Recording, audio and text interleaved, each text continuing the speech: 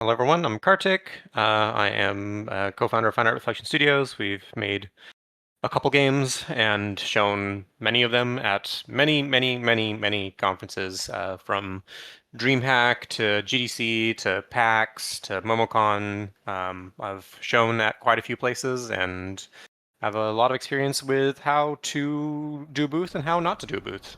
And I'm Sean Fieser, and I am the co-founder of Corrupted Media Productions. We develop virtual reality esports, most commonly known for Vertical Shift, which we have been bringing games like Vertical Shift to conventions like DreamHack pretty much as far back as 2020 now, and similarly have just lots of experience hosting booths to varying degrees of success.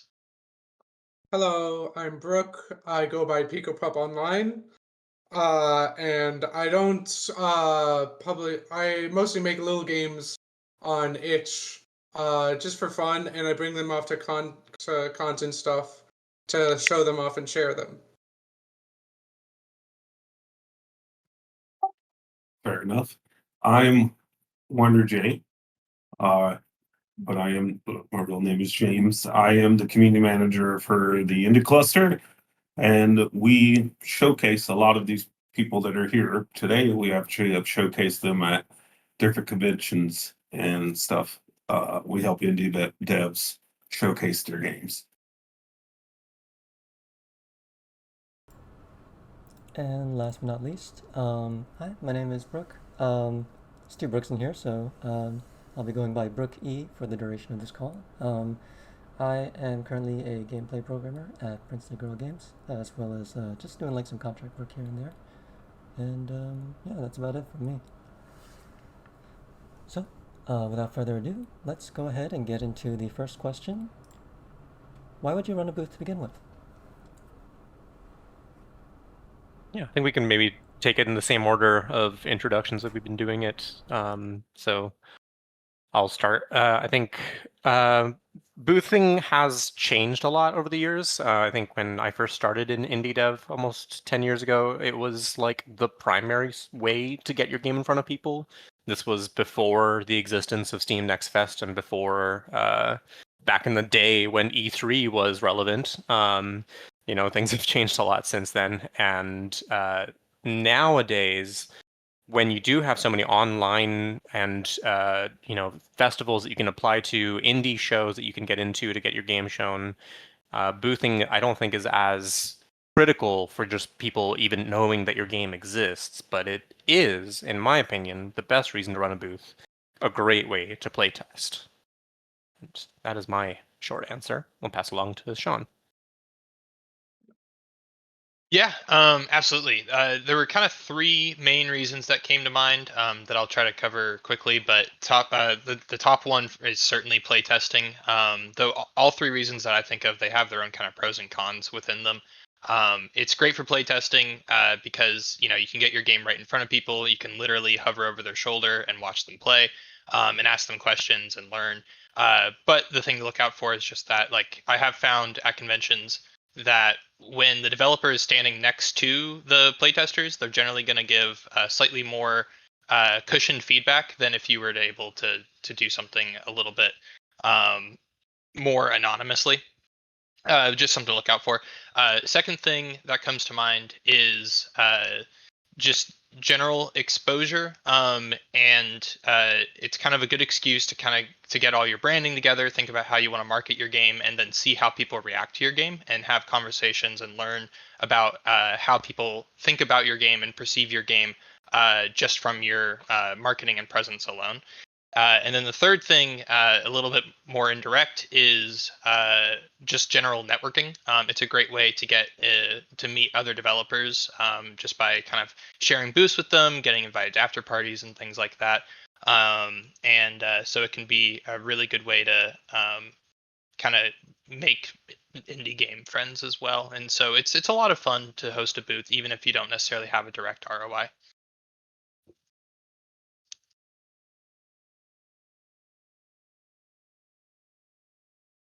I'll echo getting feedback and networking for your game. Um, but I'll also just add showing it off is a good reason in and of itself.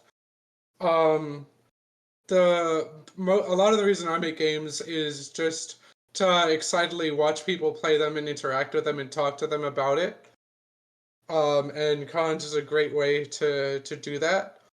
And networking at the same, you get to talk to other people making games and play their games, and like mutually share that experience with others, which is great, and discuss um, about why you did things and about making games in general.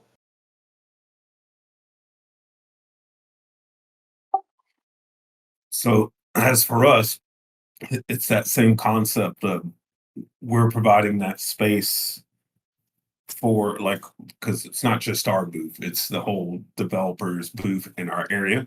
We're providing that space where they can network, but also have test playing, uh, or gamers come around and test their games and stuff and give them the feedback.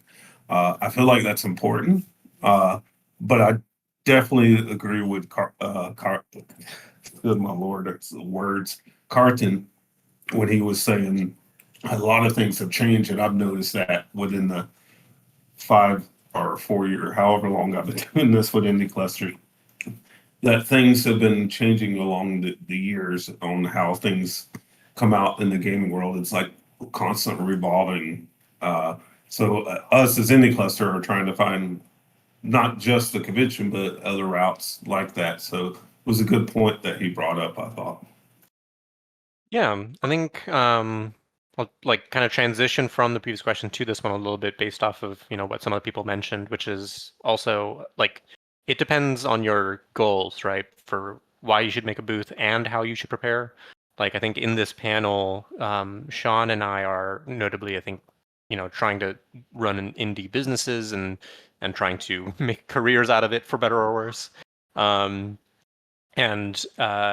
whereas, please speak over me if I'm wrong here, but I know Brooke and Brookie are both, relatively speaking, for their personal games, doing it for the hobby / passion of it, and like it really affects how you approach these things, and I think that it is a very, very fun thing to do if you are just doing it for a hobby. I don't think that you need to do it for money for it to be worth it.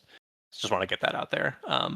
But the way I prepare for my goal, which is again different than other people's goals, I usually like to make sure that our build is has been play tested at least a few times before we take it to a conference. Again, I am looking at this as a business, and so I need to make sure that I'm doing as much as I can to get a return on investment at these shows, which is extremely difficult, especially considering usually we're showing games that aren't released yet.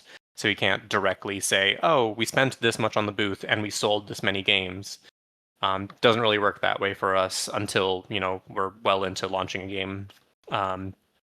But by playtesting early, you get to make sure you're not showing up to a show with a half-baked build and trying to rapidly make changes on the fly and fix bugs while you're there, even though that will probably happen anyway. But you can also make sure that you're getting the right data that you do need, because as I mentioned before, my primary goal is playtesting. And so I want to make sure that I'm not showing up to a conference with a build where every 5 minutes I'm saying, yeah, I know that's an issue. Yeah, I know we need to fix that. Yeah, that's got to be changed. That doesn't really give us a good use of our time when we go to a conference than if we show up and we're learning new things by watching people play and we're like, oh, wow, like we had no idea that that was how people would react to this. So that's aside from can't remember if we're going to talk more about the booth like decorations themselves, but in terms of making sure that you show up with a good thing to play test, or maybe I'll let someone else talk about booth decor. But yeah, in terms of showing up with a good game, just make sure you play tested it well. Make sure you know what kind of feedback you're trying to actually get from people, and have your game set up for easy play testing, such that you're not spending time there. Oh wait, let me quickly like change the setting. Oh wait, let me quickly just update the video settings, or let me like swap out my controllers because this controller wasn't tested beforehand. Stuff like that. Mitigate the silly stuff so you get to focus on the important stuff. That's my answer. Yeah, so for me, again, three things kind of come to mind that I'll try to cover at a high level. But one is to just make sure that you thoroughly read over any information that the convention itself gives you. They'll generally have lots of great information about how big is your entire like shared space with all the other booths, how big is like what are the exact dimensions of your booth, what supplies come with your booth, and where your booth is going to be, what kind of traffic it's going to get, and then not only that, if you don't find this information in the document and ask them, then you can annoy them and get on their bad side because they're going to say all this stuff is in the document. And if you get on their good side, then you get nice things like, for example, sometimes they'll give you a bigger booth because you're a VR game, and so it's good to do your homework and stay on their good side. Um, Second thing that comes to mind, kind of similar to Kartik saying about having a build, but a little bit broader, it's good to have some kind of goal ready when you get there. For us, this has changed several times depending on just kind of where we're at in our life cycle. But if the goal is playtesting, then you want to set some kind of metric of having, say, like 30 playtest survey submissions.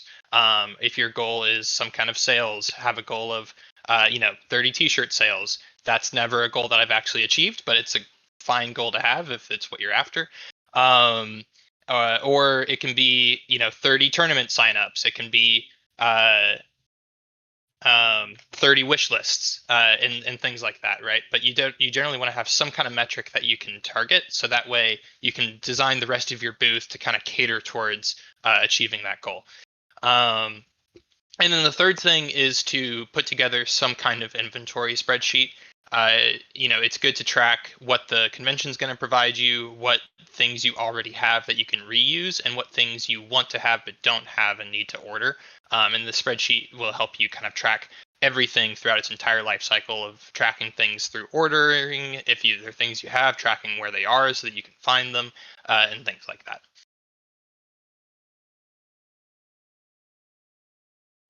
Something I'll add is when making the game build, you want to be able to have a demo mode that you can automate as much of it as possible, such as resetting the game if there's no input for a minute or something. You don't want to have to go across the table to reset the game and have to start from scratch every time someone's done playing it.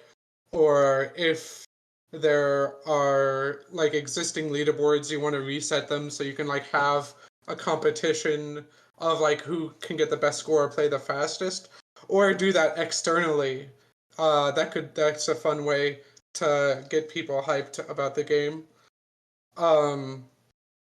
More generally, I would say just get some sort of call to action. It could be that goal of getting t-shirts or wish lists, but you're going to want to have something like a printed material with a QR code that people can just easily scan to take them there. For example, you also want to bring snacks or drinks and plan for breaks and having those snacks. Um, just because if it's a big convention or a long one, you don't want to have to um, stand there the whole time, unable to eat because you're blabbing about your game the whole time. If you're a solo developer, it's still worth trying to get a pal to run the booth with you, to ease up the pressure a lot of the time. And treat him right. Get him, maybe buy him a pizza for helping you. Lastly, if you have a little bit about table decorations, a little can go a long way. If you just have a plain table, it won't really catch the eye. But if you have some colors or some theming that pops, that will be really nice. Karen from Hiccup Interactive loves bringing stuff like bubble blowers or decorating the whole table in nets and stuff, and that's really awesome. Something I do, since my games can run on any machine, is I have a little arcade cabinet that I bring, and I just got a tiny little handheld emulator that I can put games on. So I can have three different ways for people to play at the same time that will catch people's eyes.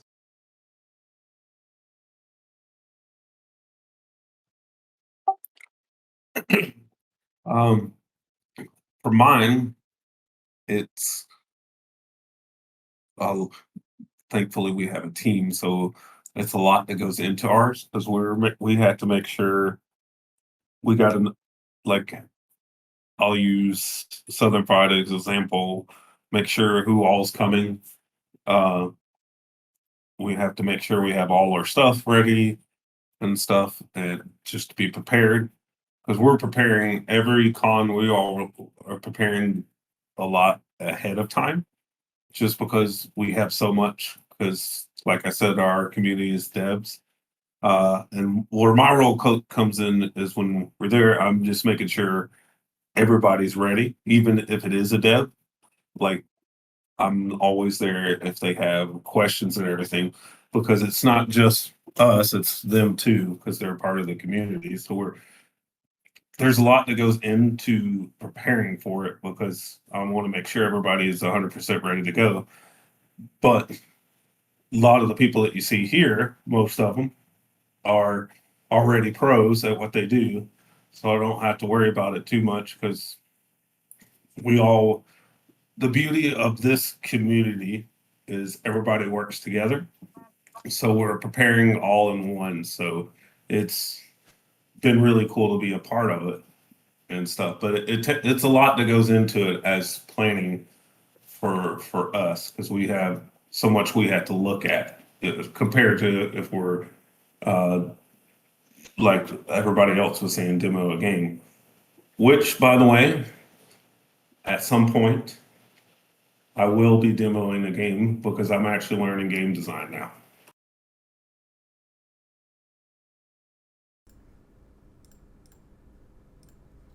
I've just got one little small thing to add in terms of like table decoration. I found that getting like some wire grid like storage organizers, like they're basically just like these like metal grates that you can like stick together into different configurations, and it's like really useful for setting up a booth because you can get like clips and be able to hang stuff off of them like posters. You can divide like the space between like the setup and like the monitor and where the audience is going to be playing and so on and so forth. I've just found that to be pretty useful. I remember like seeing them at like cons before and being like, "What are these even called?" And I had to like we had to like throw in a bunch of different words to like get something to pop up. But anyways, with that, I believe we can move on to question number 3. Everything set up? The floor is just opened. What do you do now? Yeah.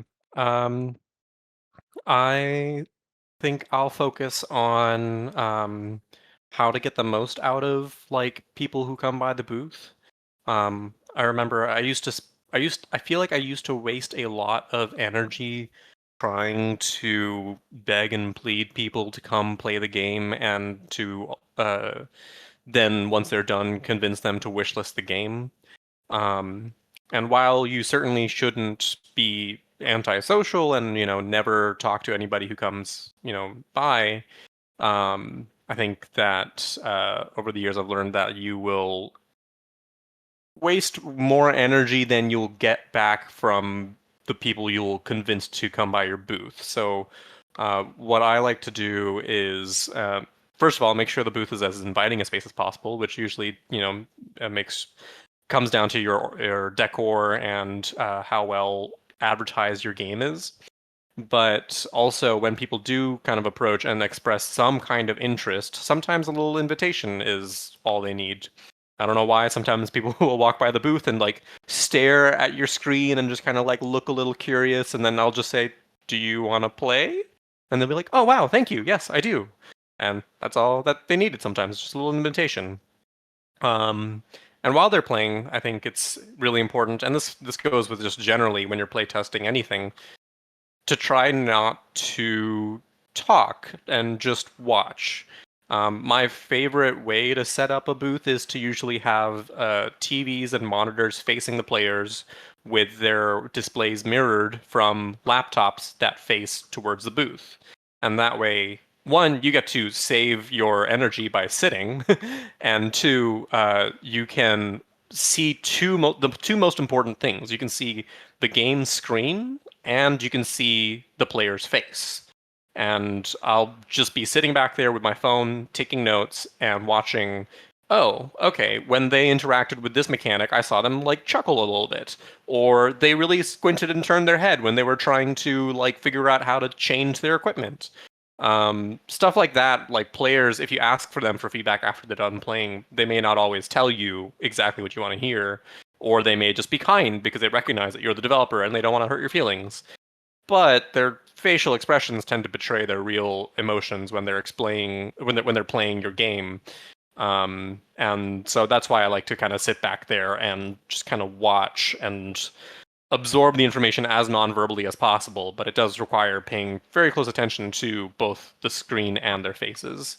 But that's also where you get the best reactions. That's where you get to actually enjoy, as Brooke was saying earlier, that's where you get to actually appreciate the fact that, hey, people are playing my game. People are enjoying it. This is why you do it.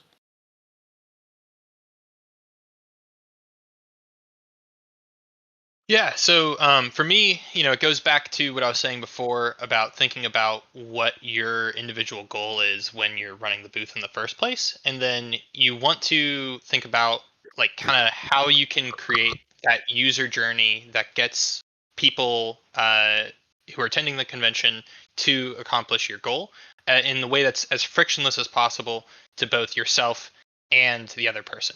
And so I typically like to make sure that the booth can speak for itself, kind of like Kartik saying, so that way you're not the one who's like aggressively trying to get people's attention.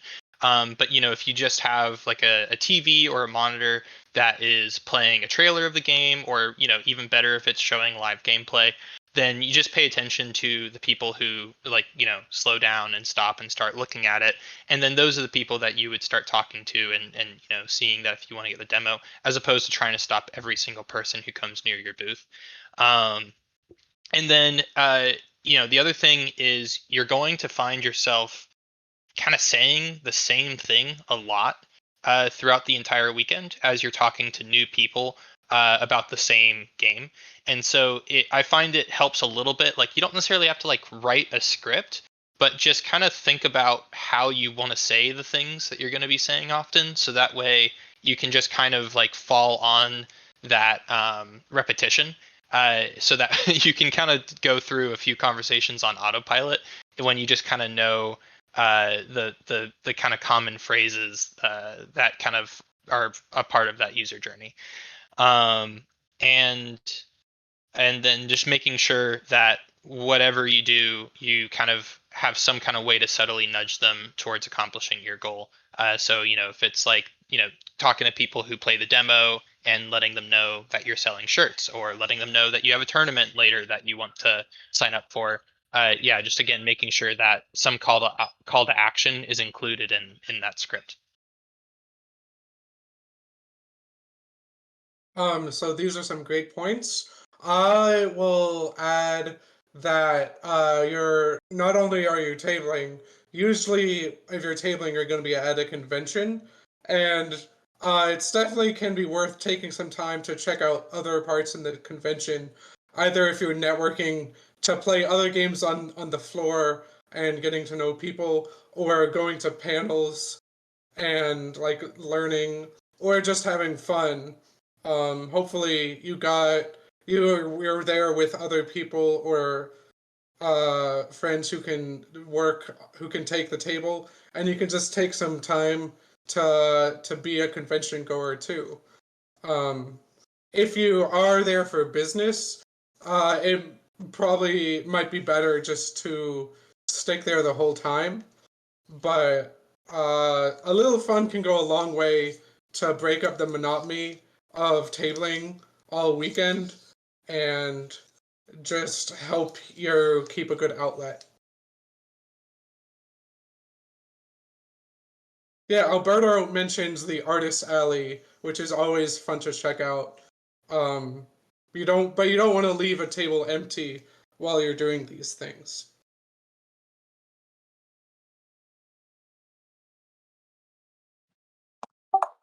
Really good points, everybody. So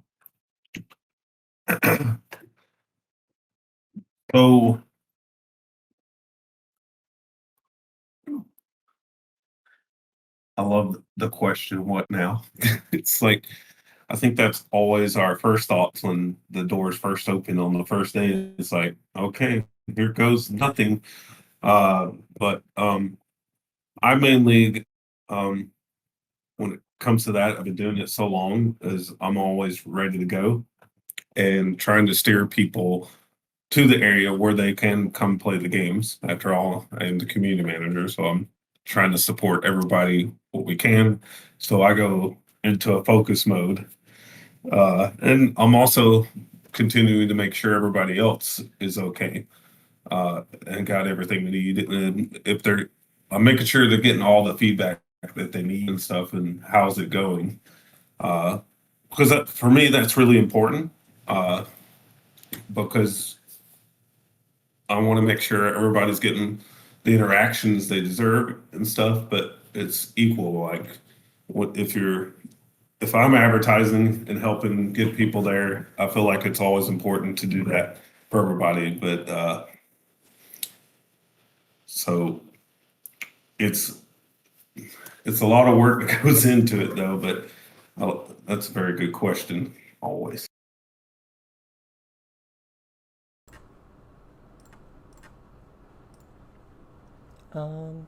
Again, just one small thing to add.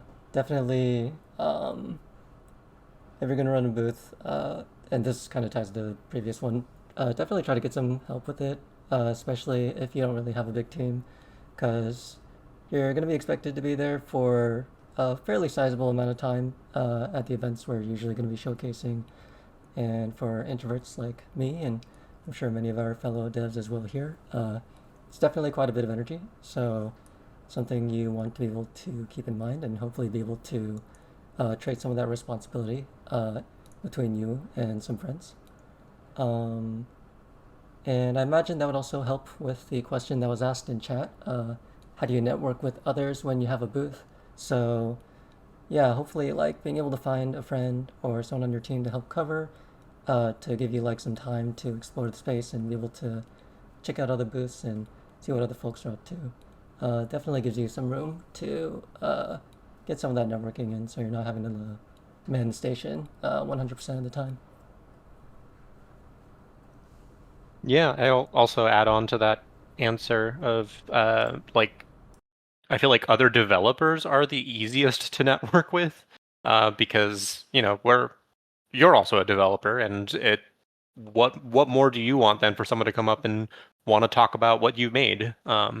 I found that's just the easiest way to start a conversation with someone else as a developer, is to say like, hey, I've got my booth right over there, and I saw your booth and it looks really cool. What you making? And just ask them questions about the game that they're making. It's a really neat shortcut for making friends with other game developers, is just get them to talk about what they're making.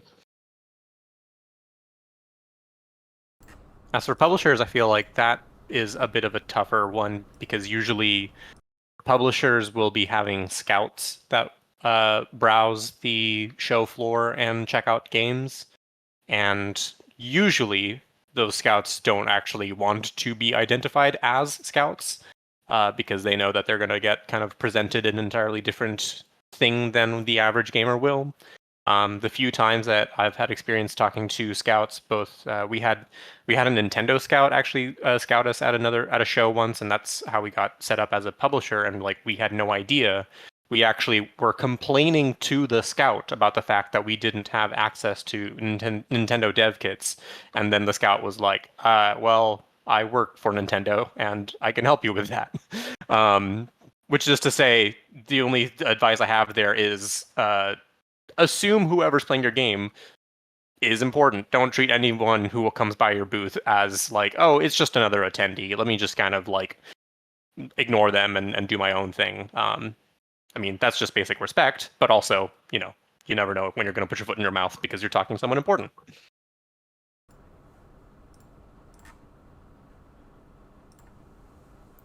All right. I think we can move on to the next question. This one's a bit smaller, but of course very important, especially for us game devs. How much does it cost to prepare for a booth? Yeah. For my end, on a kind of like indie dev budget level, it's if the booth itself doesn't cost money, which the most expensive booth we've ever done was when we showed at PAX, and that was PAX West specifically. In Seattle, the booth was a couple $1,000s, just the booth alone. And that was like a very small booth under the Indie Mega Booth banner, which on their own had already discounted the price down to a couple $1,000s. That wasn't even counting the flight out to Seattle, the Airbnb we stayed in while we were there, and all that stuff. So sometimes just being there can be expensive, not to mention, of course, the decorations and the tech that you may want to set up. I'm sure everyone has a lot of really good answers to this. I'll keep mine focused on one random tidbit, which is I learned that if you ever happen to travel for one of these, you can do a little Walmart hack and go to Walmart, buy TVs, and use the TVs at the show. And then when the show is over, go back to Walmart and just say, "Oh, we don't need these. They work fine. We're returning them." And you will usually get a full refund on them. Which is essentially renting from Walmart, and they really have a generous return policy for that. That's my reducing cost tip. Sean. Yeah, this is definitely a very open-ended question because the cost can vary heavily. DreamHack specifically, the booth itself is free, and so I'm kind of going in to this with the mind space that like we're not so much paying for the booth itself so much as we're paying for just setting up the booth. But just as a quick aside, in terms of paying for the booth, really just do like a simple cost benefit analysis. I think it's less about how much does the booth cost versus how much are you willing to spend to based on what that goal is that you're trying to get out of your booth and how achievable you think that goal actually is. But in terms of managing the cost, some easy things that I'll mention is just that Vistaprint is a great way to get affordable banners, business cards, things like that. You can definitely get creative working with some things that you already have. I don't know exactly why I already had these, but like the very first booth that I put on, we got attention. It was a space themed game, so we got attention by showing up in astronaut flight suits, and they were just astronaut flight suits we already had. And so we got a lot of attention effectively, for free. So definitely, feel free to try to reuse things that you have rather than buying everything new. Same like we've used just like RGB lights that we already had and things like that. And at the end of the day, though, most people are just going to care about your game. And so, it's not like you're going to get significantly better interest just because there's a whole bunch of decorations on your booth. You want something big that stands out so that you're discoverable and people can tell what your game is.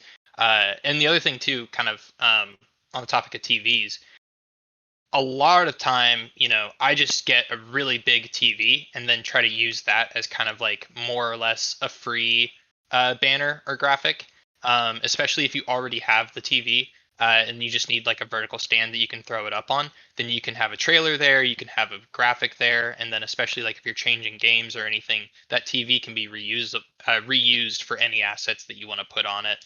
And then beyond that, just make sure that you have the game itself that looks attractive and alluring.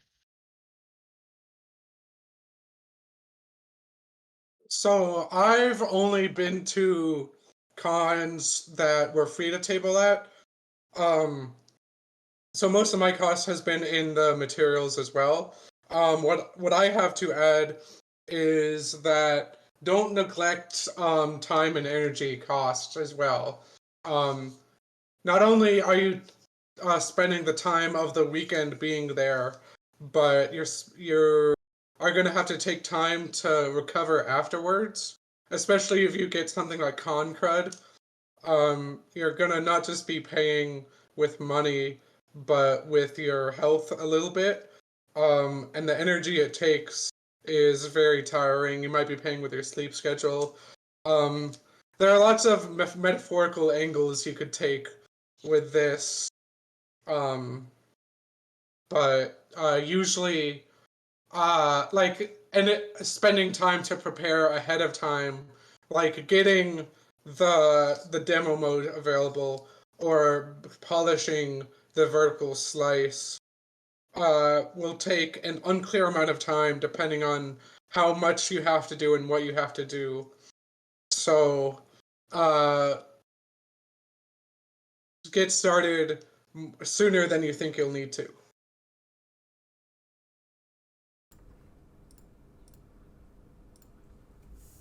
Alright, I don't really have too much to add, so I think we can move on to our last question, which is where and when can I run a booth? Yeah.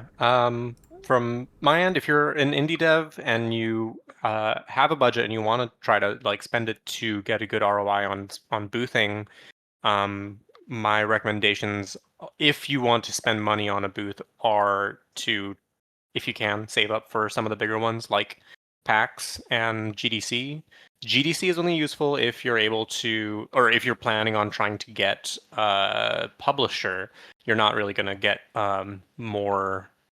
You're not going to get consumer attention there, relatively speaking, but you can meet journalists there and get some coverage there as well. Both PAX and GDC are going to be pretty expensive, depending on how you get in. GDC does have quite a few expo, like sub expos you can get into, like Day of the Devs is a really good one. There's quite a few other ones I can't remember off the top of my head, but you can find a number of those from the How to Market a Game blog by Chris Zukowski. I'm going to focus my answer on that angle specifically and let everyone else talk about the more local free ones. Yeah, so I mean, in terms of local free ones, there's three typically that are local to Georgia that I look forward to in a given year. DreamHack is definitely always the biggest one, but that's particular to me too with building a VR esport game. DreamHack being an esports conference is typically a pretty big deal for us. MomoCon is a big event that you can partner with Indie Cluster in order to get a affordable booth at. Though MomoCon can sometimes be a bit deceiving. Out of all of the local conventions, it's probably the highest population, but it's also the least focused in gaming. And so you'll get a lot more foot traffic, but you get a lower conversion of people actually stopping and being interested. And then on the total flip side of that, Southern Fried Gaming Expo is also a great showcase opportunity where it's actually probably the smallest population overall of all the conventions, but it's the highest conversion, I would think, of people actually wanting to stop and play your game. Another not focused one, Furry Weekend Atlanta has started having indie developers showcase on their game floor, and as of right now, it is currently free to submit. Um, it's bigger, I think, than MomoCon, less big than DragonCon. Um, neither of which I've actually been to as a tabler. Um, I'll also add that you can look. There are some niche cons that you might be able to showcase that virtually. It's not the same umbrella since it's covering since it's not physically tabling, but it's similar ways to get out your word. And I'm also plug here. This weekend, I'm flying out to Canada to show off to table at Queerness and Games Convention, which will also be airing all of its panels for free. So I'll plug that in the Discord after this call.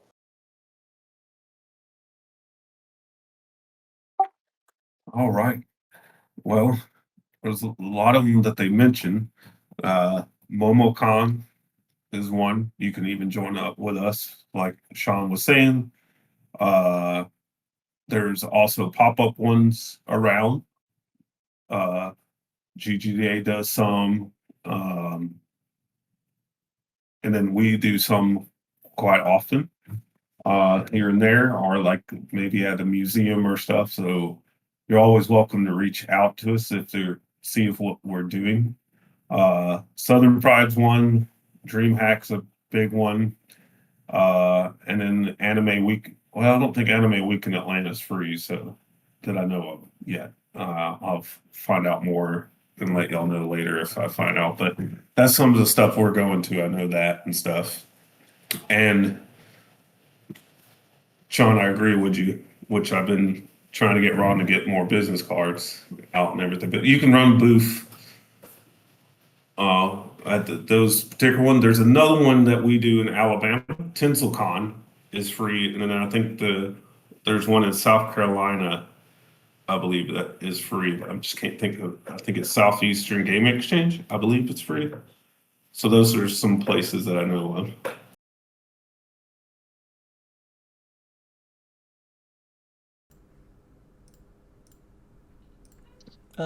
Again, one more small note from me, and I guess this would probably be more for our hobbyist devs. I would recommend Super MagFest all the way up in Maryland. It's a bit far away, but honestly, it's been a pretty great con experience the one time we went. And the tables are free, and it's pretty much all volunteer ran, so it definitely has like a really different energy from the other cons that I've been to around here. And with that, I think we can move on to taking audience questions. So if anyone in chat would like to ask anything, please feel free to go ahead. And while people type, Sean, do you want to vocalize the answer you gave to Josh's question, just most recent question? Yeah, absolutely. So Joshua was asking about facilitating connecting with people outside of the convention after it's happened. And the kind of first round of that is just generally business cards. For my booth, I typically print out two different kinds of cards. I have the kind of user-facing cards, or should maybe customer-facing cards, that are just like the logo of the game and then a QR code on the back, and pretty simple like that. And then I'll also have kind of more business cards that will have like my name and a way to contact me directly, and then like the company logo.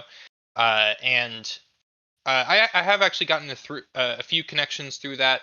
Mostly it'll be like people like voice actors looking for work or things like that. It's occasionally has been people from like school systems who are inviting me to like present at career fairs and things like that, and just like kind of other like people who want me to bring the booth that I set up to other places. And so the business cards will mostly get you like those kind of business contacts. In terms of just generally networking and making friends, what I've found is you just want to try to get into like those Discord groups that get made where people are like organizing like after parties, or people are organizing like shared resources for the different booths. And then you kind of have everyone's Discord information through that group chat, and then you can start friending people directly through there. And then kind of more long term, there's not really a whole lot of pressure. Like if you really click and like you make friends with someone, that's great, and you can just keep being friends. But I don't think there needs to be much pressure to like really stay in close contact with people who are just kind of like generally networking, unless there's some kind of lead that you specifically want to follow up with. And the example I gave was I had made a friend at Meta Connect, which is Meta's convention in California. And just from hanging out with him, he was telling me about a publisher that he worked with to get his game published, and he had also introduced me to one of the people who works at the publishing company while I was there. And so after the convention, I'd kind of stayed in touch with him as like kind of a foot in the door with that publisher. And the results of that is neither here nor there, but just in general, like those would be like the kind of times where it makes sense to try to really follow through with a contact you made after the convention.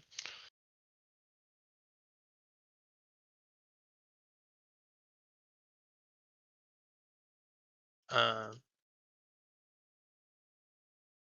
So yeah, go ahead. answer Moss's question about preferred number of setups. I can only speak for single. I've never, well, technically, but never done a multiplayer game. Um, my It depends on your resources on so many levels, but for me, when it's usually just me and one other person running a booth, I find any more than 3 to be too much to manage. Um, that seems to be like the magic number for me to not be overwhelmed by having setups to worry about and not be also overwhelmed by like the cost of it all. I also feel like it depends on the length of your demo. If our current game that we're making has kind of a long-ish demo, and I want people to be able to play it for as long as they want, and so I feel like I wouldn't want to do less than 3. Otherwise, I would have not as many people being able to enjoy the demo. That's my answer to that question.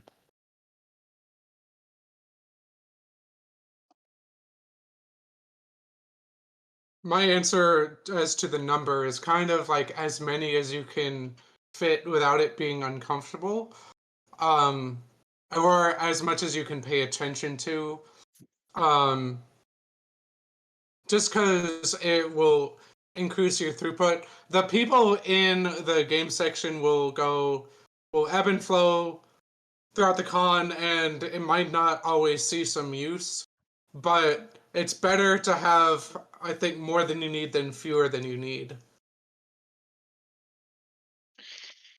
Yeah, I definitely agree. Even if you have a single player game, it's typically good to at least have 2 stations, just so that if one's busy, you don't have to kick someone off for someone else to try. You can kind of have maybe one that's more for the people who want to stop and play for 30 seconds, and one that's more for people who want to play for like the full 30-minute demo. Um, I have ran multiplayer VR booths that had 4 VR stations in a single booth, and you could have all 4 running at a particular time, and everyone in the headset is playing against each other. And definitely agree with Kartik that it very quickly gets overwhelming. If you have a multiplayer game, it's kind of worth it because that's just going to be how people get the best experience of the game, and it's also as a multiplayer game developer an excellent way to test a lot of the multiplayer features if you don't reliably have a large enough like testing group to be able to kind of like really regularly have like full lobbies in your game. And then just to kind of help mitigate some of that chaos, we typically, we'll make sure that we staff accordingly. At our most, we've actually have staffed our booth with like 4 people at a time. But we found a way to do it all 4, running all 4 headsets with just 2 people. And the key thing is just splitting up the roles and responsibilities. So, like I was saying before, about thinking about what the unique user journey is for your booth. We would have one person whose job is to kind of stand over by that TV, engage with people who are like slowing down and watching it, and then talk to them about the game, answer them, and pull them in to see if they want demos. And then we have a whole other person who's dedicated to just doing the demos, and so they'll pass off that person when they say yes, I want to do a demo. And then the person who's dedicated to demos will help make sure that they get set up in the headset okay, and then they're available when one person wants to come out, and then they just kind of are focused on rotating people in and out of headsets while the first person is focused on kind of pulling people into the demos and then also chatting with them after they come out of the demos. So splitting up that responsibility can help make it easier to manage several concurrent demos.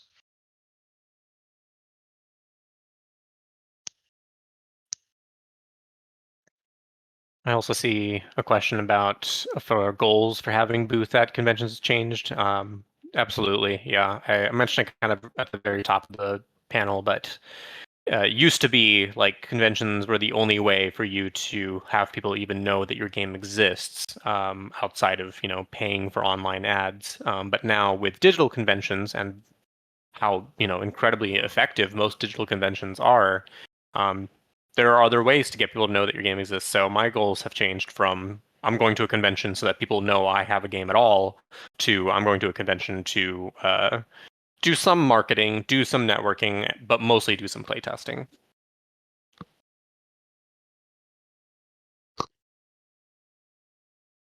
Yeah, I feel like for me, it's less about just how the company has developed over the years and more about what life cycle is our current game in based on when the convention's happening.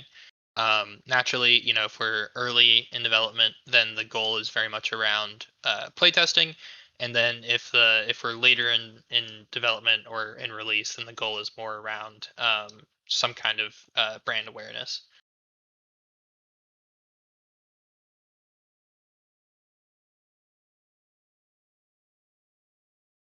My answer is no, my goal hasn't changed. Always out to have a good time is your goal. I also see another question from Josh about whether or not COVID has changed it. I think that uh, yes, but also now kind of no, I think. I'm definitely seeing a lot more people who are COVID conscious, obviously, since COVID, and some people who aren't as much, and there's definitely a bit of a divide there, and I try to be as respectful as I can of people who come by the booth. If they're wearing masks, I'll keep my mask on just to kind of help make them feel more welcome at my booth. And other than that, I do feel like it's the digital conventions that popped up during COVID have stuck around and actually grown into a bit more of the standard now, relatively speaking, in terms of what people do. And the IRL conventions have certainly had to pivot a little bit in terms of what they have to offer. But DreamHack's definitely been stepping it up recently. Yeah, I think funny enough, I'm pretty sure I've only actually boothed at one convention before COVID happened. So every other convention since has been a post-COVID convention. So it's hard to really have like a hard before and after. But I generally agree with Kardik, at the very least as like a convention attendee. uh, I think there was a time where it felt like conventions were like the default. Like no one ever questioned why you would go to a convention. But after COVID, they're it's a little bit like movie theaters where it feels like they're trying to constantly reinvent themselves to stay relevant. Because we kind of have entered an age where you can get a lot of the same effect of exposure just through like those kind of online expos.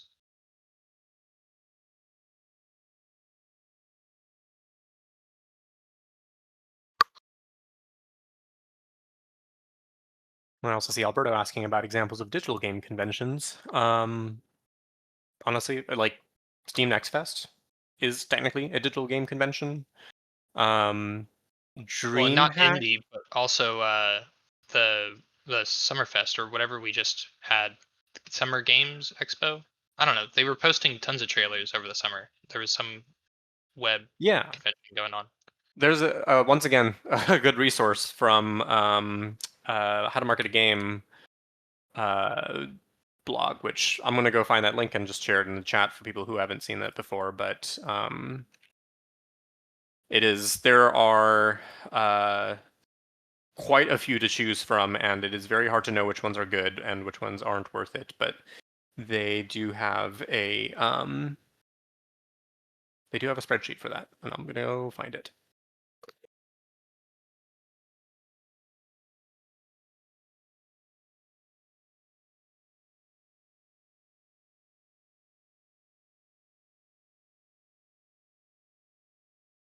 Something you can do to help you find conventions is to join a bunch of groups based on either genre or community. There'll be showcases like for puzzle games, like Thinky puzzle games, or for Black Indigenous developers or queer creators, and as far as discovering these events, um, just keep an eye on like social media on people posting about things they're going to or excited for, and you'll naturally find more and more things that you can be a part of.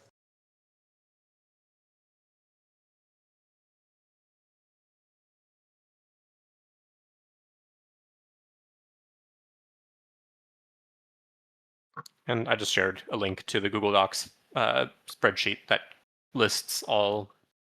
I mean, not all. I don't think it covers literally every single one, but it does cover a lot. It's got over like 200 rows, so it has quite a lot in there, and it's got all their submission dates and information about what kind of show it is.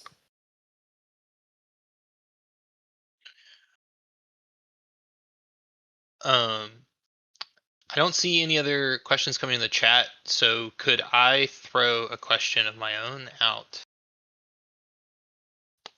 Right. This is a question. I guess when I originally conceived it was for Kartik, but I'm definitely open if anyone else has thoughts as well. But so to set the stage for this question, we have gone back and forth between having like kind of like the one game that we bring every year versus trying to have like a smaller game that we bring different years. And so one of the things that kind of is a question that comes up for me is when we're investing in branding and especially spending money on like massive banners and things like that. But it's a game that we're not sure how many conventions we're actually going to take it to.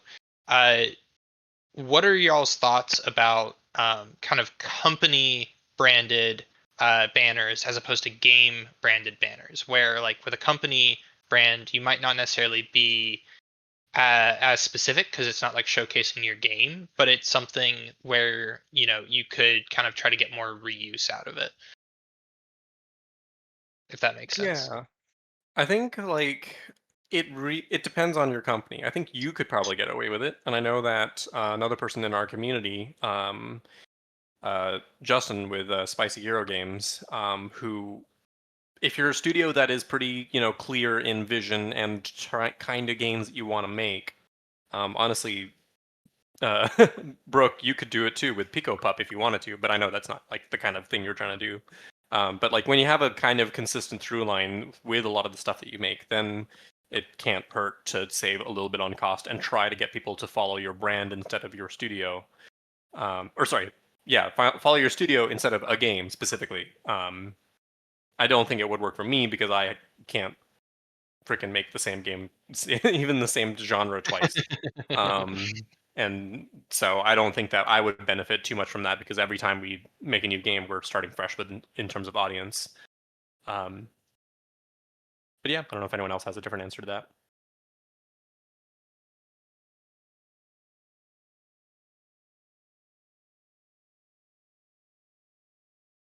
I'll throw a question to the group. Does anyone have an example of like a piece of marketing that you brought? When I say marketing, I mean like either a handout or like in the case of Brooke, a big foam blocks on which you write the name of the game for your Tetris like.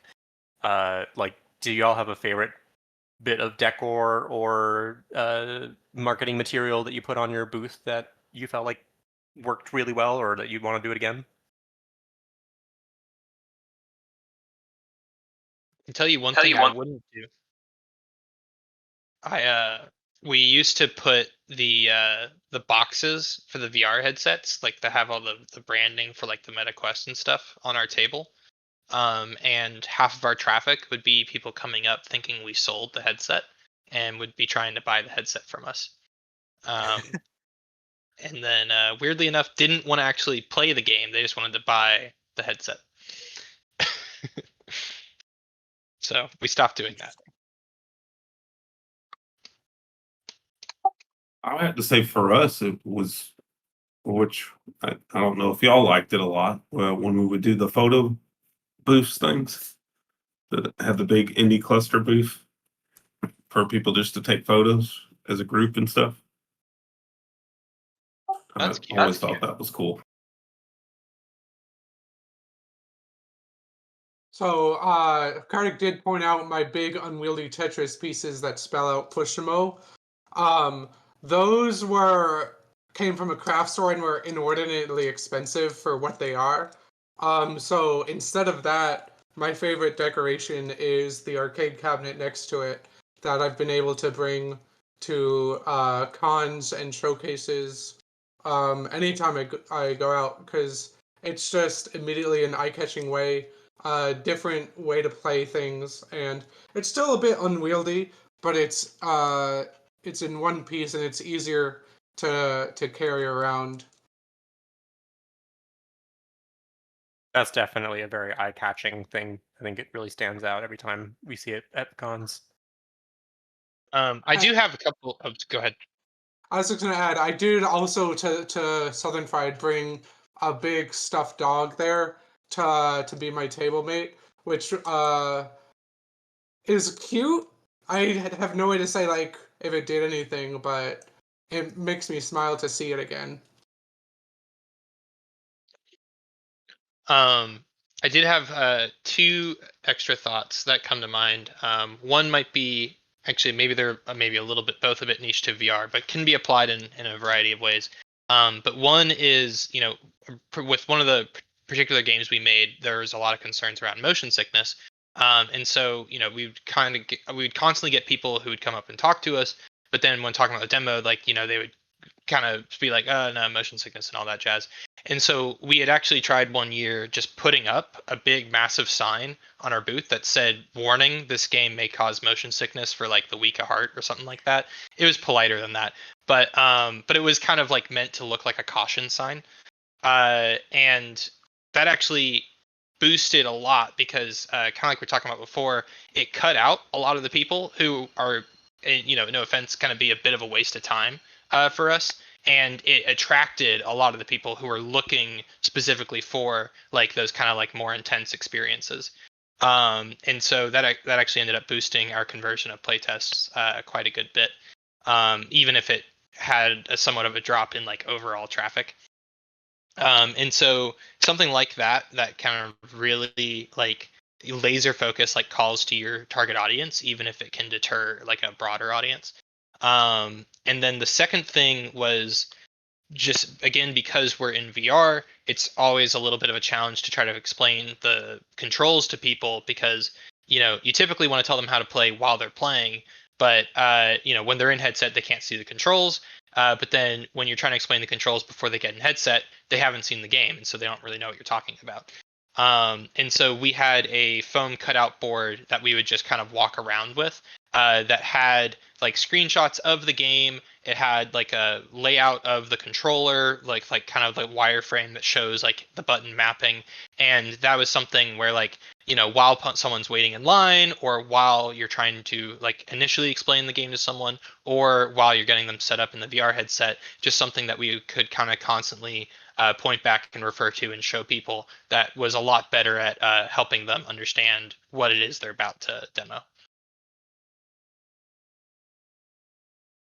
Nice. Yeah, I think I'll follow up that with a similar thing for my learnings, which is last year at, or I guess 2 years ago at DreamHack, we were noticing people kept walking by the Void Souls booth and just kind of being like, all right, yeah, that's kind of an interesting sounding name, but I don't really know what that is. And so, like, while we were there at the con, we just we added a tagline to the attract screen that just said minimalist top-down Souls-like, and we immediately saw a massive increase in people stopping by because they now knew what it was we were trying to get them to play. So, in general, good advice. Make sure that whatever attract screen you have, whatever screen you're idling on before someone sits down to play, actually shows what it is you're trying to show and not just a name that is meaningless to someone.